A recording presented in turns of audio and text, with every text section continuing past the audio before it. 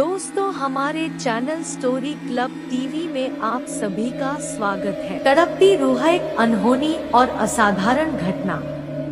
किसी गांव में एक पठान और उसका हंसता खेलता परिवार रहा करता था। भेड़ बकरियां चराकर अपना और अपने परिवार का गुजारा जैसे तैसे कर लेता था, मगर उसका मुख्य व्यवसाय खेती था। इसके लिए समय पे बुवाई करना और खाद बीज डालना जरूरी है, और इससे भी ज्यादा महत्वपूर्ण बात बारिश का सही मात्रा में होना भी। कम और अधिक वर्षा दोनों ही फसलें बर्बाद कर देती है। 2-3 सालों तक उसको कम और उससे भी कम आमदनी हुई। इस कारण वो समय बुवाई भी नहीं कर सका। उसकी किस्मत ने उसको धोखा दिया। जिस साल उसने बुवाई नहीं की, उसी साल अच्छी बारिश हुई। अब गुजारे के लिए जमींदार से ब्याज लिया तो उसे चुकाने के लिए काम की तलाश में बाहर जाना पड़ा। पीछे से जमींदार ने उसके पत्नी और एक बेटी को पैसों के लिए परेशान करना शुरू कर दिया। हद तो तब हो गई जब उसने पैसों की खातिर उसकी झोपड़ी में आग लगवा दी। इसी बीच पठान की बेटी ने जमींदार और उसके बेटे को वहां से भागते हुए देख लिया। दुर्भाग्य से उसकी पत्नी और बेटी दोनों उस आग से बच नहीं पाए। इधर पठान आया तो अब यहाँ उसके लिए कुछ नहीं बचा था। उसने हादसे का कारण जानने की कोशिश भी की, पर कुछ भी पता नहीं चल सका। पठान की हालत पागलों जैसी हो गई और वो जंगलों और पहाड़ों में भटकता रहता। एक दिन तंग आकर उसने आत्मदाह करने की सोच ली और दरिया के पास चला गया और अल्लाह की आखिरी इबादत में जुट गया। जैसे ही इबादत खत्म हुई, तभी वहां से एक फकीर बाबा अल्लाह हू करते हुए जा रहे थे। वो उस पठान के पास आए और बोले, बेटा, मैं जानता हूँ किस्मत ने तुम्हारे साथ बड़ा बेरहम मजाक किया है, लेकिन बेटा, कुदरत के आगे किसकी चली है। बेटा, तुम जो करने जा रहे हो वो अल्लाह की नजरों में गुनाह है। पठान बोला, बाबा, मैं जीकर भी क्या करूँ, मेरे जिंदगी में अब कुछ नहीं बचा है। तभी बाबा बोले, जो हो गया उसे बदलना संभव नहीं, लेकिन मैं तुम्हें एक बात बताना चाहता हूँ। अल्लाह के रहमोकरम से तुम्हारी बेटी का सरजमी पर फिर से वजूद हुआ है, लेकिन बेटा, उसकी रूह को अभी तक शांति नहीं मिली है। वो तड़प रही है। तुम्हें उसे तलाशना होगा, क्योंकि जब तक वो तुमसे नहीं मिलेगी तब तक उसकी रूह बेचैन रहेगी। उसके जहन में कुछ राज दबे हैं जो वो तुम्हें बताना चाहती है।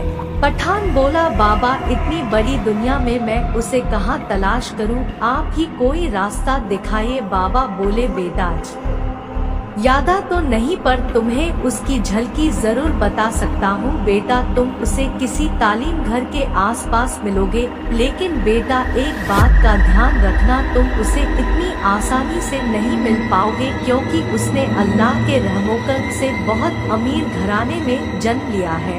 ये कहते हुए फकीर बाबा अल्लाह हूँ करते हुए आगे बढ़ गए। अब पठान के दिन बीतते गए, तलाश करते करते 10 साल बीत गए। अब तो फकीर बाबा की बातें भी उसके जहन में धुंधली हो रही थी। अचानक एक दिन पठान एक बगीचे में आराम कर रहा था। तभी कहीं आसपास की स्कूल में छुट्टी की घंटी बज गई। तभी पठान की नजर एक 11 साल की बच्ची पर पड़ी, जो हुबहू उसकी बेटी से मिलती थी। अब पठान को बाबा की कही हुई सारी बातें ताज़ा होने लगी। फिर थोड़ी देर में उस बच्ची के माता पिता उसको लेने आ गए और वो उनके साथ कार में चली गई। पठान रोज उस बच्ची को झाड़ियों के पीछे से देखता और उसमें अपने बच्ची को खोजने की कोशिश करता। एक दिन उस बच्ची की माँ ने पठान को देख लिया और वो पठान पर ध्यान देने लगी। उसे लगने लगा कि पठान उसकी बच्ची को बड़ा अजीब नजरों से देख रहा था। वो बच्ची को लेकर चिंतित होने लगी। एक दिन उस बच्ची की माँ को आने में थोड़ी देर हो गई तो पठान ने उस बच्ची को पास बुलाया और स्नेह से उसके सिर पर फेरा और कुछ चीजें खाने के लिए दी। बच्ची खुश हो गई। उसकी हंसी में पठान ने अपनी बच्ची को देख लिया था। अब वो वहाँ से चला गया। जब उसकी माँ आई तो उसने इन खाने की चीजों के बारे में पूछा तो बच्ची ने एक अंकल ने दी बताया तो उसकी माँ ने हिदायत दी कि अनजाने लोगों से कोई चीज नहीं लेते।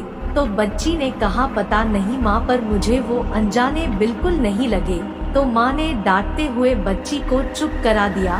एक दिन उस बच्ची के माता को आने में बहुत ज्यादा देर हो गई तो पठान ने उस बच्ची को घर पहुँचा दिया। इधर उसके माता उसको वहाँ नहीं पाकर परेशान होने लगे। घर आने पर नौकर से पता चला कि कोई उसे घर पहुँचा गया है। अब पठान उस बच्ची के बंगले के आसपास उसे छुप छुप के निहारा करता था। बच्ची भी उसे तक देखा करती थी। कई बार पठान ने उसके माता से उसे मिलने की इंतज़ा भी की, पर वो नहीं माने और उसे वहाँ से चले जाने के लिए कहते। अब रातों को बच्ची नींदों में अब्बू अब्बू कहकर चौंक कर उठ जाती थी। उसके माता ये देखकर परेशान होने लगे कि ये किसको नींदों में याद करती है। तभी उस बच्ची की माँ ने पठान को बंगले के आसपास देख लिया तो उसकी इस हिमाकत पर उसने उसकी शिकायत अपने पति से की। पत्नी के जोर देने पर उसके पति ने पुलिस में रिपोर्ट कर दी। पुलिस ने उसे चेतावनी देकर छोड़ दिया। उनकी परेशानी को देखकर उन दंपति के एक करीबी मित्र ने उन्हें बच्ची को हिप्नोटिस्ट के जरिए इलाज का सुझाव दिया। उन लोगों ने डॉक्टर से मिलने का समय लिया। डॉक्टर ने बच्ची को हिप्नोटिज्म किया और उसकी जांच की। फिर उन्होंने उसके माता से कहा कि बच्ची के अवचेतन मन कुछ बातें दबी हुई है जिसका बाहर आना जरूरी है, नहीं तो ये स्थिति और भी बिगड़ सकती है।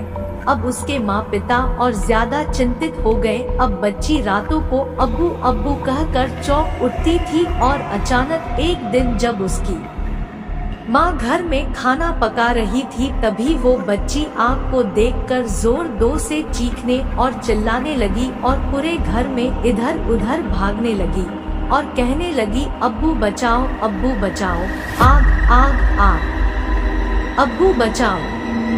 कई बार ऐसा हुआ जब बच्ची पठान को देखकर उसके पास जाने की जिद करती। उसके ये दौरे भी पठान को देखते ही रुक जा